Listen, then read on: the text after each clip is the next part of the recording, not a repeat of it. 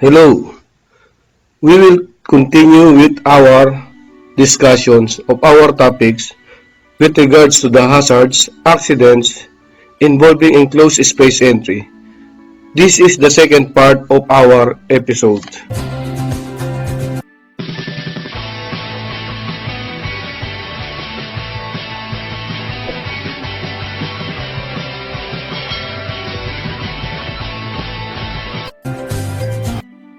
Welcome back. In the first episode, our discussion stopped with regards to the responsibility of the company.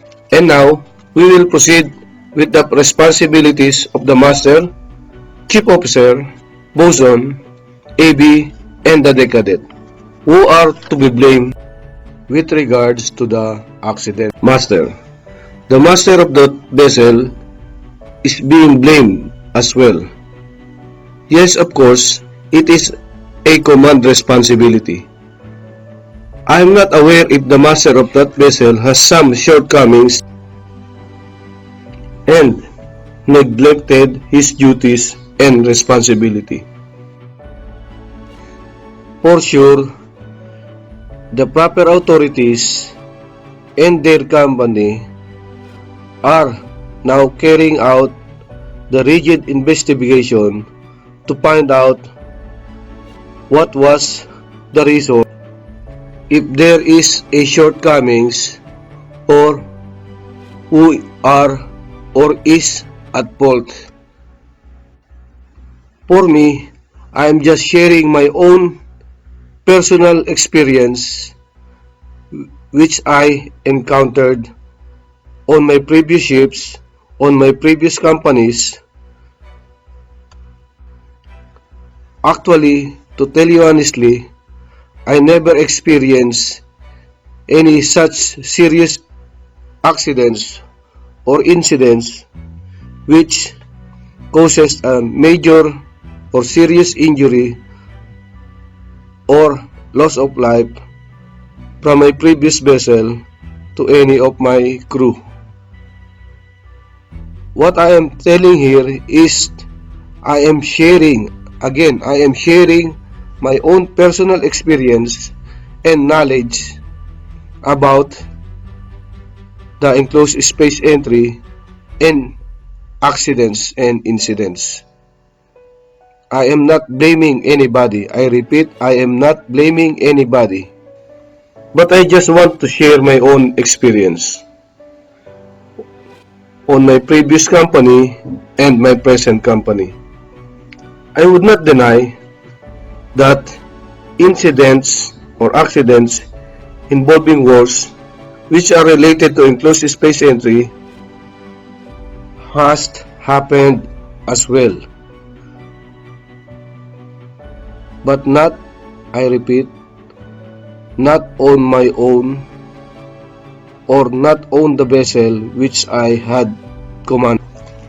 So for me, I do not want any accident to happen on board my ship which is under my command, especially serious injury or loss of life.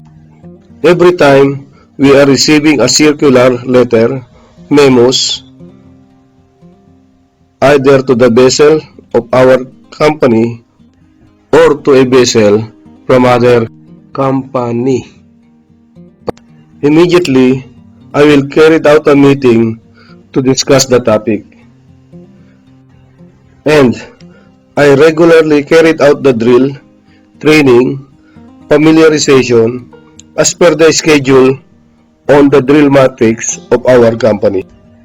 And I am always repeating and reminding my officers and crew that accidents, incidents, especially which will result to death or serious injury, is the least thing I want to happen on a ship which is under my command.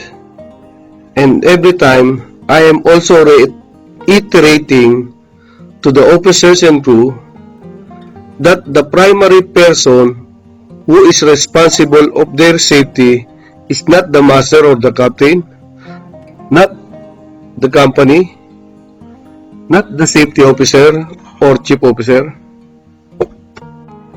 but it is themselves. Every crew is the main person who is responsible for their own safety.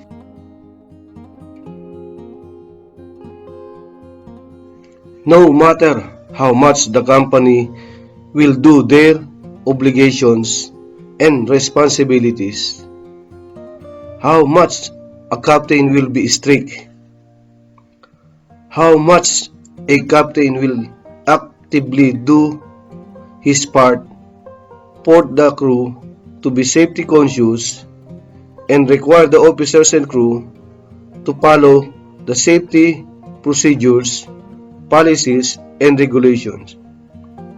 If the crew themselves will have a self-discipline, initiative, and a will to follow and continuously be doing unsafe practice or act, all the efforts will be useless. Let me give you a simple examples. I will ask you this question. This question is for you, all my fellow seafarers, either officers or ratings or crew. Are you wearing your safety helmet and safety shoes when you are working or when you are on deck and engine room, either working or just going outside the accommodation, especially wearing of helmet? I know you are smiling when you hear this question.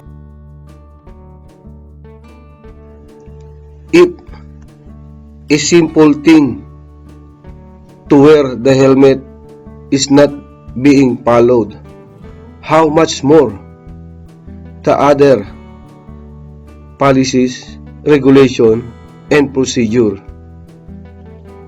which needs to be adhered, prepared, along with the paperwork. A simple thing of wearing a helmet doesn't require a preparation, a checklist, and permit, but still not being followed.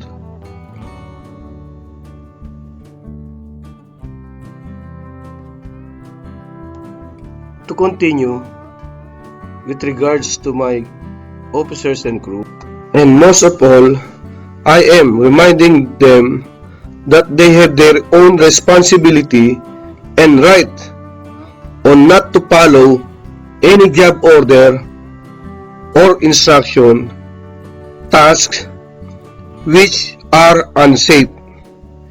If they have their own doubts, they can report it to me anytime. Even if I am sleeping, they can wake me up and to discuss his concerns or doubts. I am continuously motivating my crew and continuously be safety conscious and to follow the company policy, regulations, and safety procedures. If the master is doing his responsibility, he cannot be blamed totally with regards to any accident. To further impart some events as per my own experience, but to be fair with the chief officer, chief engineer, this is actually what I had encountered despite of my strict order to all the deck and engine officers and crew. It is still happening that they are neglecting to follow the proper procedure on enclosed space entry, and they are still doing shortcuts, either due to commercial pressure, fatigue. But there were instances that the tank entry procedures were not being followed and enclosed space permit were not being prepared. Sometimes I will just came to know that the job involving enclosed space entry was carried out without getting permission from me because of complacency, perhaps laziness, overconfidence, and of course, neglect of duties.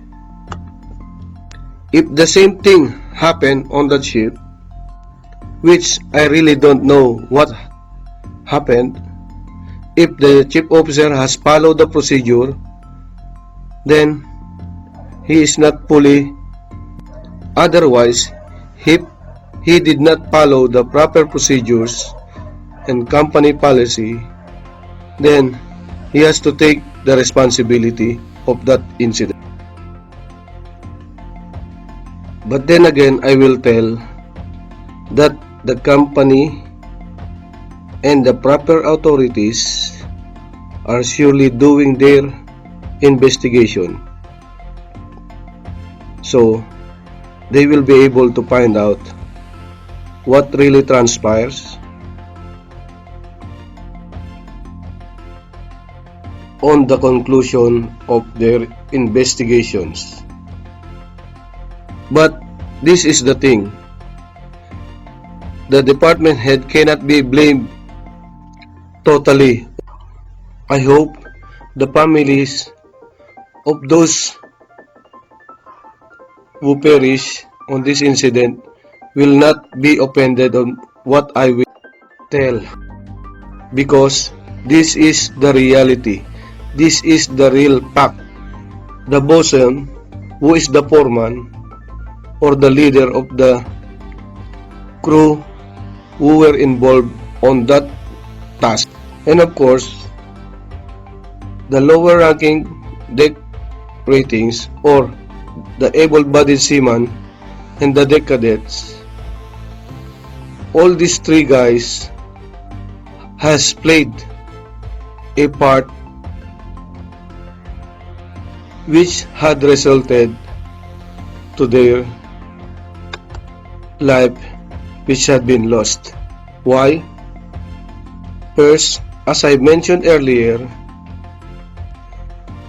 it is the seafarers themselves are the primary responsible for their own safety. Secondly, as I mentioned earlier, if they have their own doubts, if they have their own concern with regards to the unsafe procedure or any unsafe act, they had to notify the master. As per the report, the cause of death is lack of oxygen in the cargo hold. This normally happens when the cargo holds are not ventilated fully, or even it has been ventilated, the ventilation was not continuous. It may have been stopped. And lastly, even if the cargo hold was ventilated and continuously being ventilated, the cargo hold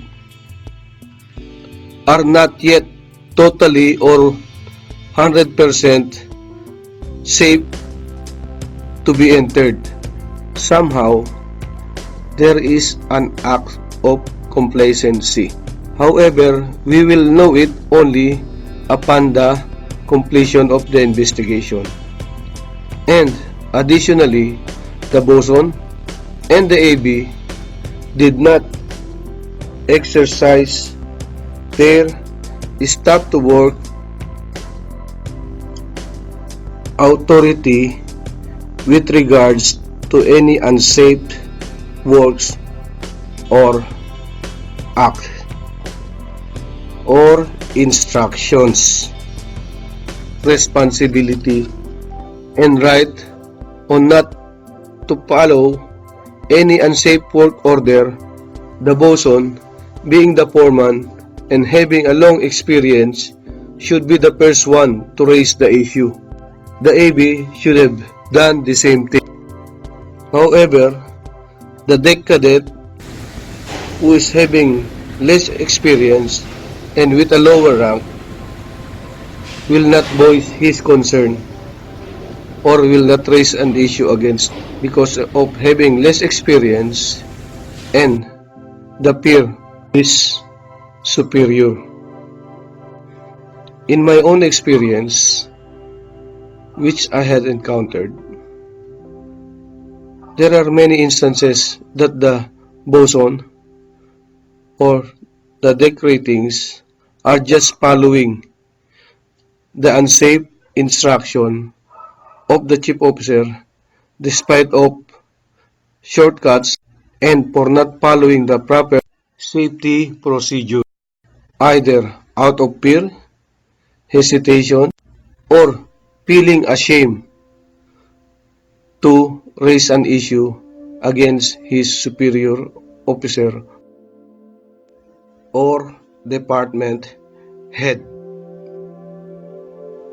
However, it is not only the chief officer, the boson, the deck ratings or AB who are having a part on this action, but also either the deck officers or the other deck ratings who are aware on the task that the chief officer and the deck crew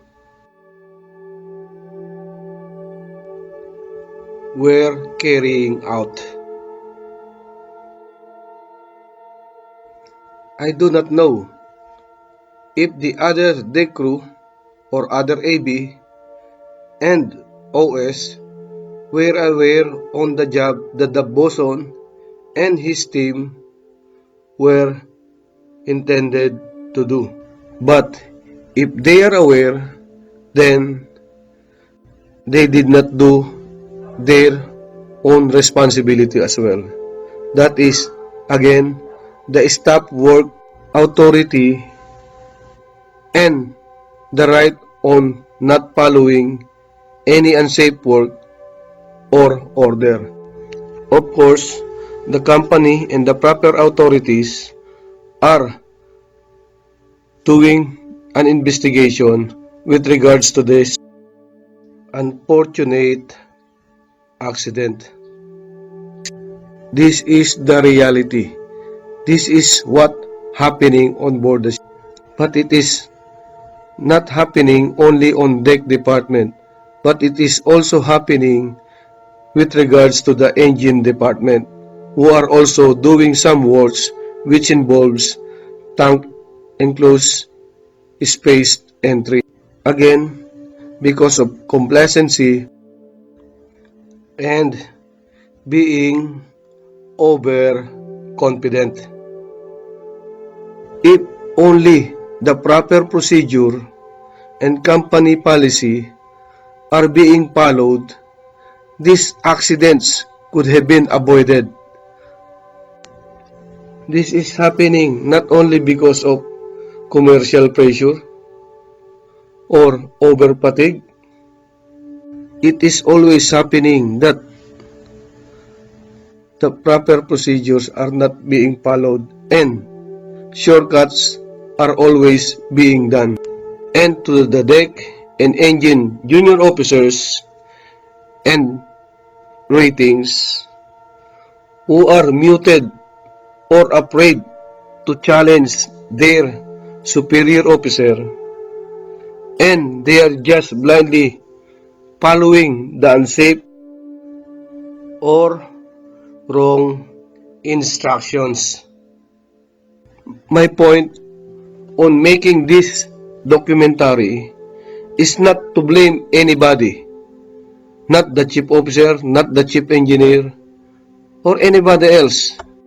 I am making this documentary as a wake-up call to all of you my fellow seafarers, not only the Filipino, but from other nationalities. Do not wait that you will be the one to become the casualty. I have been telling my officers and crew that if they will not follow the proper procedure and not being safety conscious, and if they will be involved to an accident which may result to a serious injury or worse, death, being the master, I will be the one to be blamed because of command responsibility and also the responsible officer or their department head. And what will happen? The department head who have been involved and of course the master will be blamed.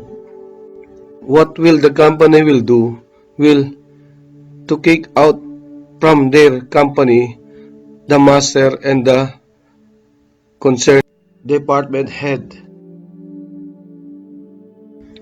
But it will not be the end of the seafaring career of a master and the concerned department. I can just transfer to the other company. But what will happen to you, junior officers and rating, if you will be involved on an act which will cause a serious injury and may result to a total disability or worse? Yes, you will receive an insurance remuneration. But how much it will worth than your life? And beside, if you will still be alive or fit to work and will continue working on board the ship, you will earn more than the amount of money which will be paid for the insurance. What will happen to your family if you will perish? Will they still get the luxury, the good life, and the money they are getting? If you are still alive? So, this is just my advice. Take care of yourself. You are the primary person who is in charge or responsible of your own safety. Be safety conscious, follow the procedure, avoid shortcuts, and do not forget, it is you who is also responsible for the safety of your colleagues or crewmates on board the ship. Exercise your staff work authority and do not be afraid to challenge in polite manners any unsafe work order of your officer. In fact, they will be grateful if you will voice out your concern or any issues and give your suggestions with regards to the safety.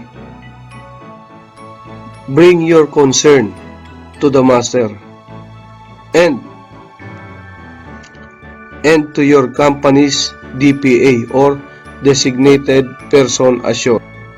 Remember, we only have one life to live.